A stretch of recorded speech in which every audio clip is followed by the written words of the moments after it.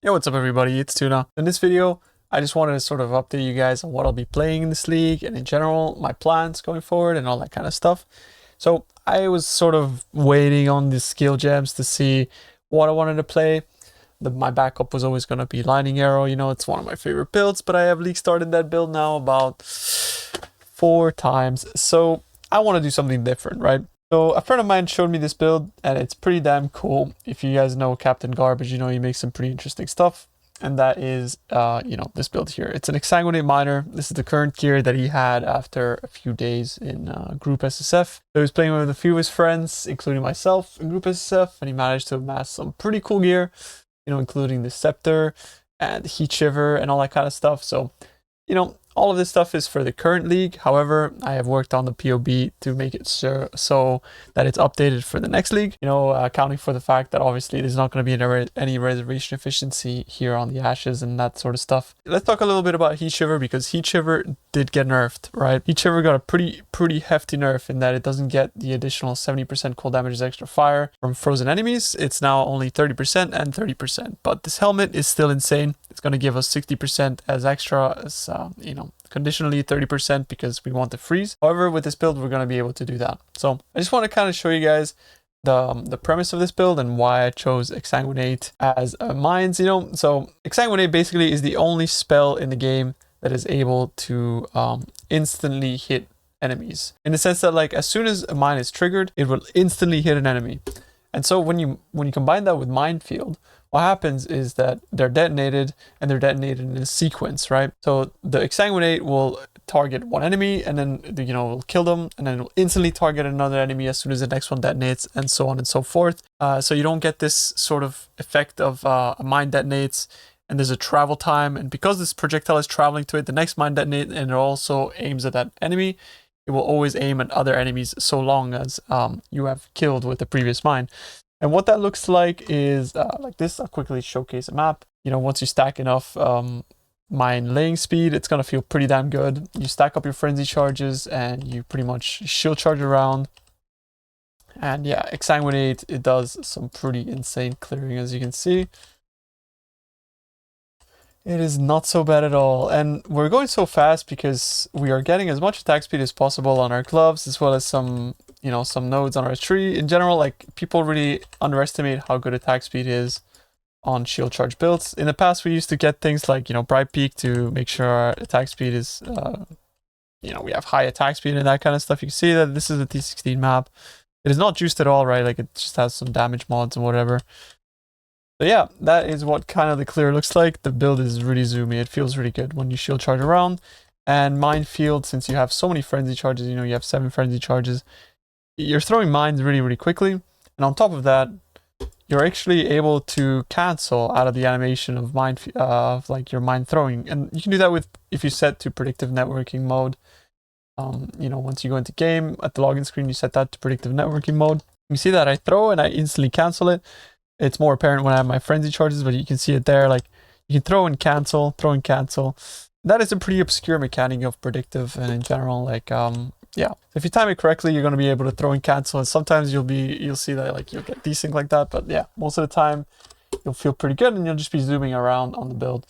And I gotta say, like, the build feels really, really good. And I just wanted to show it to you guys. This is not really going to serve as a build, but I know there's going to be some people that want to play the same thing I'm playing. You know, you trust my judgment and things like that. This is a bit of a wild cut for me. I haven't practiced this one at all, but I know that once I get some gear, it's a juicer build. It's going to be pretty damn insane. All right, so let me just show you guys a little bit the path of building here. I made a little bit of a PoB for more advanced players in general, just to get an idea of how you're going to be leveling this. There's some in-game trees here, as well as some gear that has been adapted to, of course, account for the nerfs of Heat Shiver.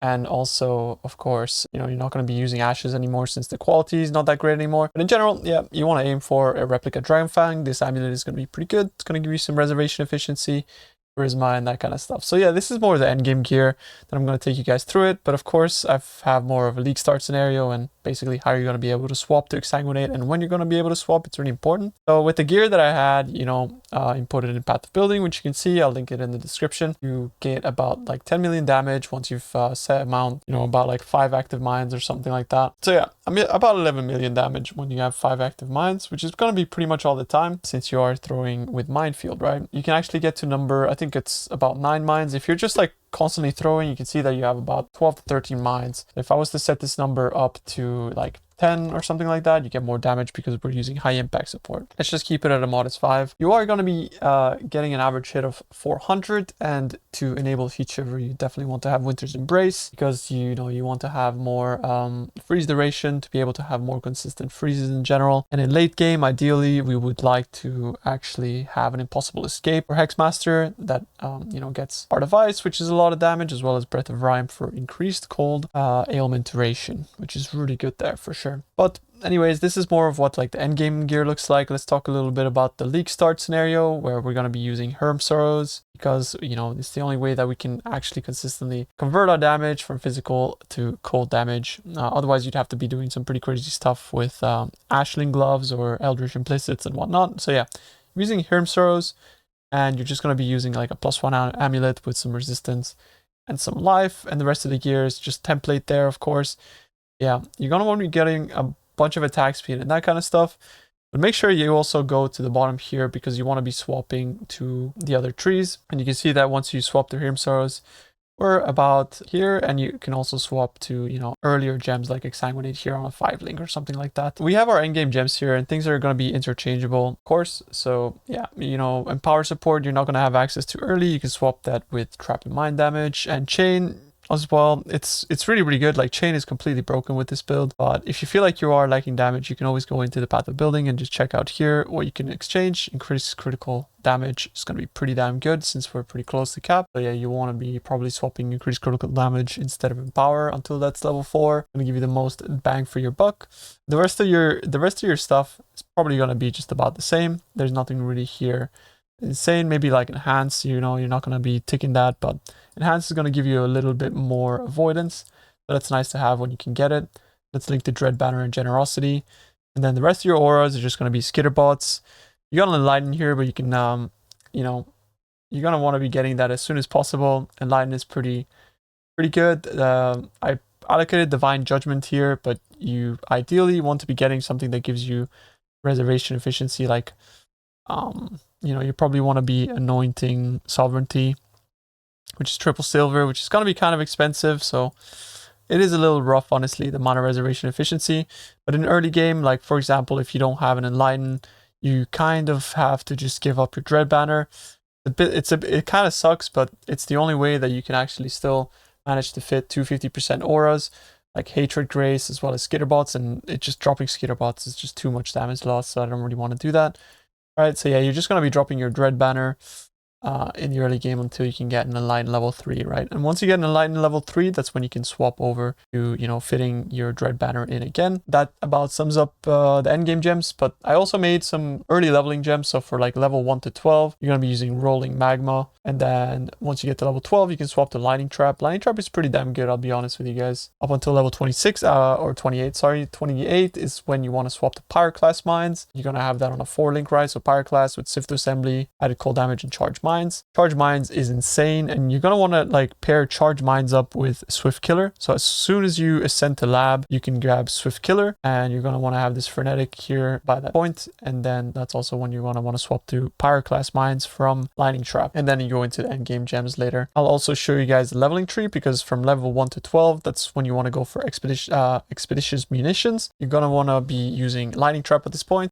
So yeah, Expeditious Munitions is really good for traps in general.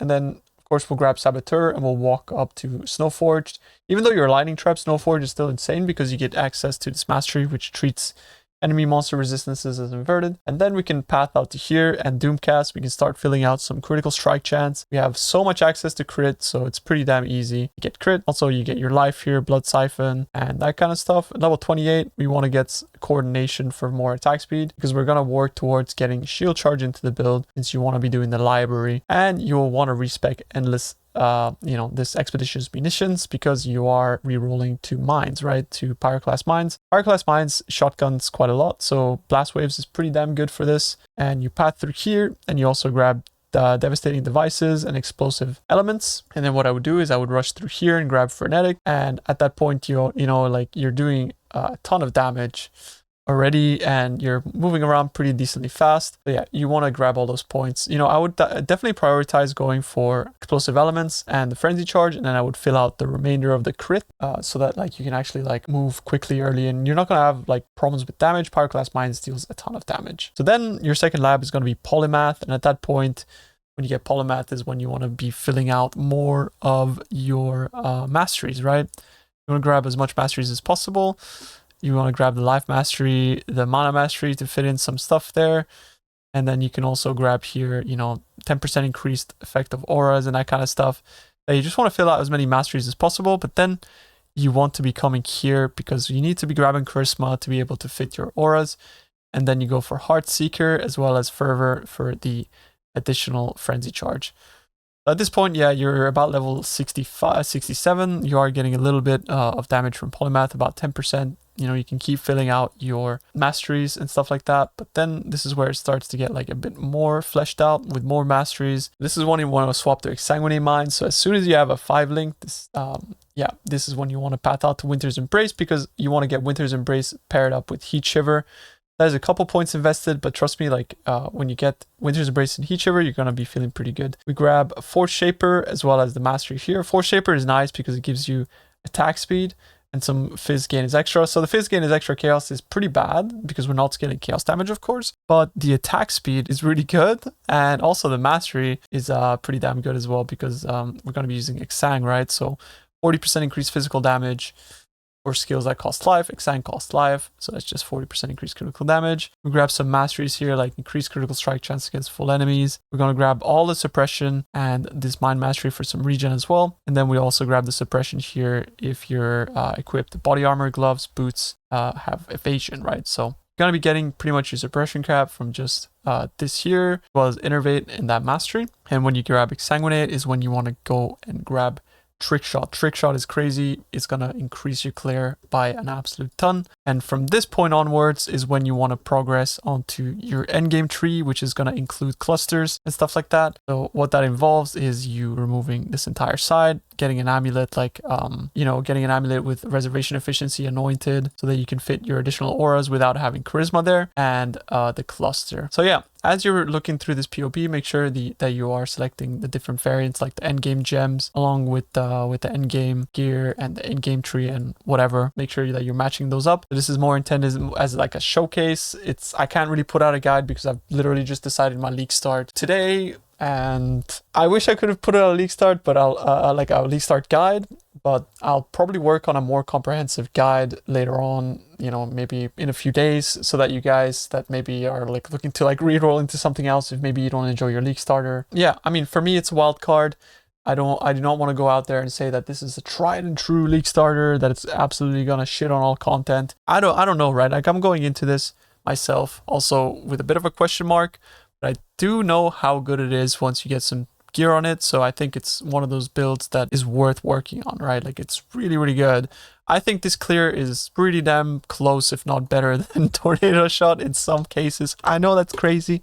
And the reason why I say it's better in some cases is because it freezes stuff really well and the build feels pretty damn tanky. It's not tanky, but you can't take massive hits, but it does have the recovery through Ghost Dance, as well as having Spellbreaker, which when you get hit and you suppress spell damage, you're going to be getting your energy shield recharge. So yeah, you're getting a lot of energy shield recovery.